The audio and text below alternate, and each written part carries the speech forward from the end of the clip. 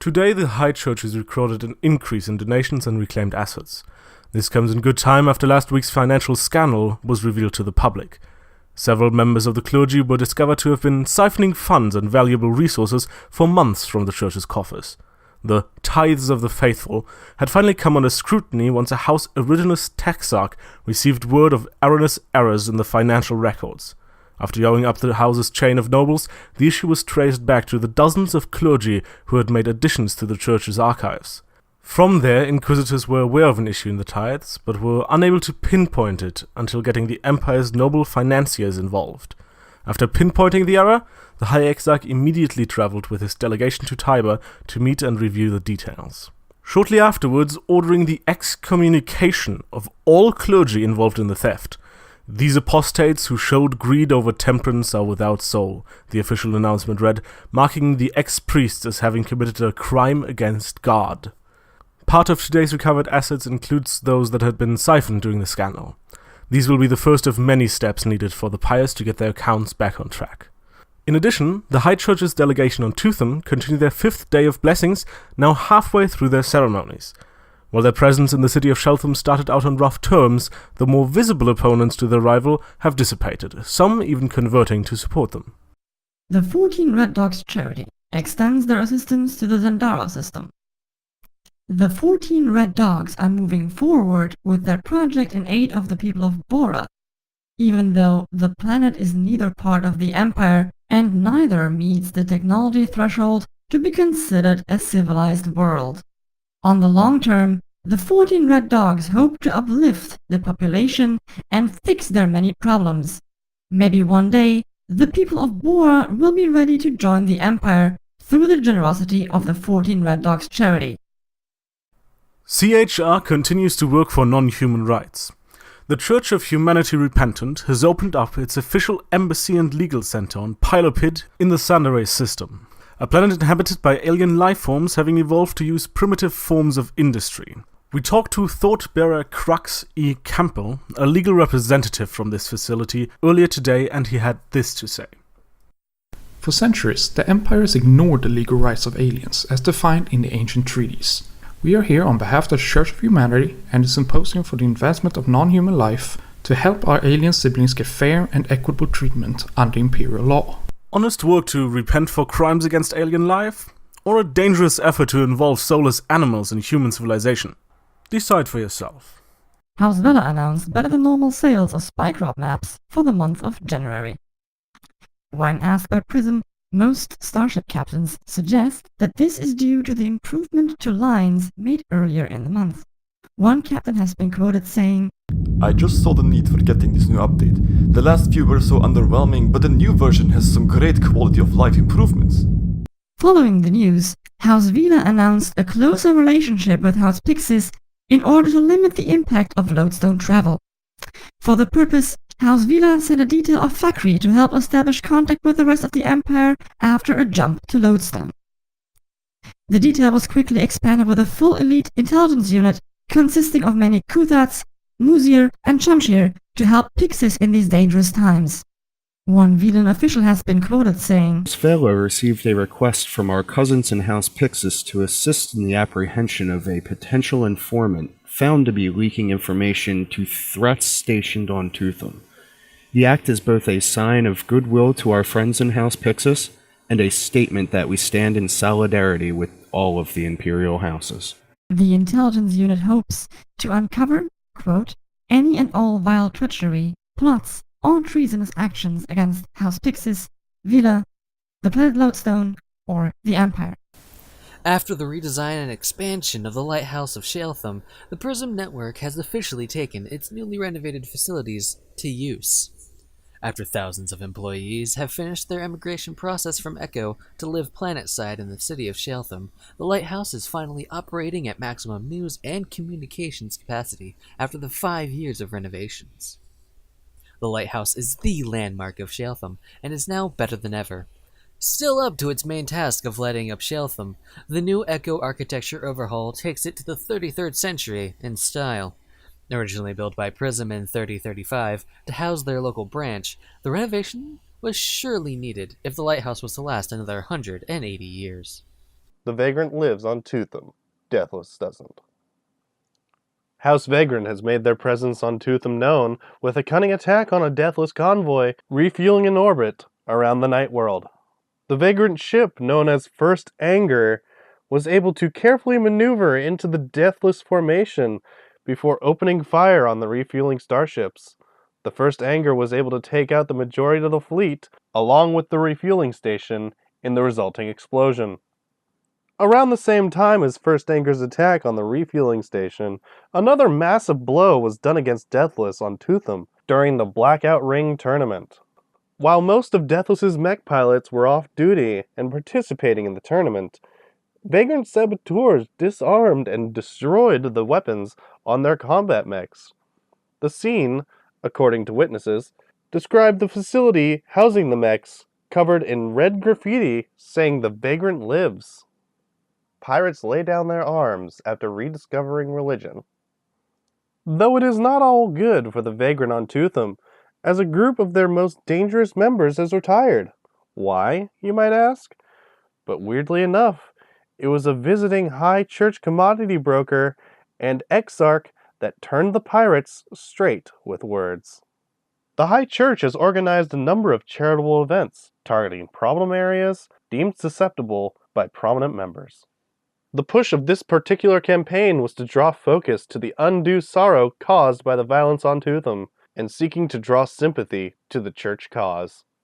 The campaign succeeded to the point that a number of members from the overtly hostile group known as the Unborn, a sub-faction of the Vagrant, decided to turn their swords into plowshares and retreated to a peaceful life. It is unknown how much information the High Church has about the true identity of these members, but it is largely happy to have converted some lost members back to the truth of Messiah as Emperor.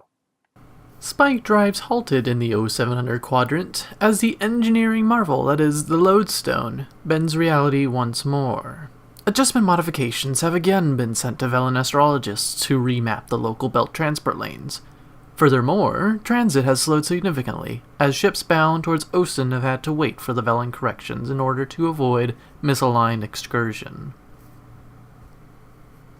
In response to elevated pirate activity in the northern part of the belt, House Aquila mobilizes their Centurions. Legio 3 Augusta, Thunderbolt 13, Legio 2 Adherent were among the first to land planetside in the Alvaro system. Information from the planet indicates that this is just the first stage of their repositioning, as the Legion will soon be receiving additional upgrades to bring them back to where they were pre-synthetic crisis. House Eridanus' probe into the High Church scandal uncovered more assets that had been taken by the excommunicated priests. Said assets were seized and impounded on Tiber, awaiting imperial processing along with the rest of the current total. Houses Triangulum and Serpens have launched new economic policies, as unprecedented numbers of surviving pre-tech assembly robots and infrastructure were relocated from Lovelace to Heroa. Perhaps as a way to demonstrate the scientific advancement of their logistical network, Triangulum nobles were seen throughout the month, traveling alongside many cargo freighters containing numerous pre-tech VIs. One such figure, pharmacologist Triangulum Papagia, was a pleasant surprise for the market to see involved in his flagship endeavor. One of few scientists helping to rebuild Triangulum's pharmaceutical industry, it was originally assumed he would be tied down planetside for some years to come. But with his involvement, public trust in the economic changes increased, leading to an uptick in the imperial bond market. As the House Fornax eyeball team continues crushing their opponents, fornicator merchandise are flying off the shelves quicker than you can say, ring out. This has pushed the founding for the team even higher in the coming season, as well as the expectations for good results. As a move to monitor the increase in crime on House Aquila's homeworld in Diomikato, a Fornax strike fleet has navigated to low orbit around the planet. Though Fornax claims that they are dedicated to promoting security in the Empire, exactly how a strike fleet of starships helps fight planetary crime remains unanswered. The Agricultural Combine for Resource Extraction agreed this week to financial expansions out in the surveying fields on Yakia.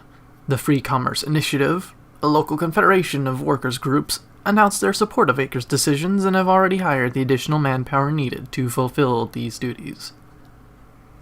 We are happy to announce that the jobless rate on Eudokia will finally decrease, were the words spoken by Ellen Brightsmoon, Secretary for the FCI. We have worked on a deal to build up a local miner surveying operation that will increase acres and our margins in the next few months. When approached for comment, Acre local representatives also supported the announcement, including showing their cargo manifests for inbound supplies. A big new thing from Acre? Rumors are circulating that Acre, the agronomy corporation for resource extraction, are moving a lot of material, both raw and processed, to Demna for some great new project. What exactly is this new project, you might ask? We can only guess, as Acre are not disclosing any information at this time. Yet, rumors on Demnov circle around a new mining fleet to cover the missing production from synth asteroid miners. The Trilliant Ring has expanded their logistics network with a new mega warehouse station in orbit of Berkman 3. Berkman 3 has long been the main hub of distribution of Trilliant products, and now, with this investment, it will only become bigger. Though most of Trilliant Ring's products are made on Trillian 9, the planet of Berkman 3 is a common fueling stop for freighters on their way to the core systems and beyond. As such, Trillian has a number of refueling and storage stations for handling cargo transfers. Despite their mechs and pilots mostly indisposed due to the Blackout Ring, the Deathless moved forward on their contract with House Crux to attack pirate facilities. The pirates, aware of this attack, led the mechs into one of their facilities containing caged Tengolin, the apex predator of Tuthum, often used in Blackout Ring fights. In the attack, the Tengolin were released, and the beast swarmed what was left of the Deathless mech forces. After, the event took a heavy toll on the mercenary group.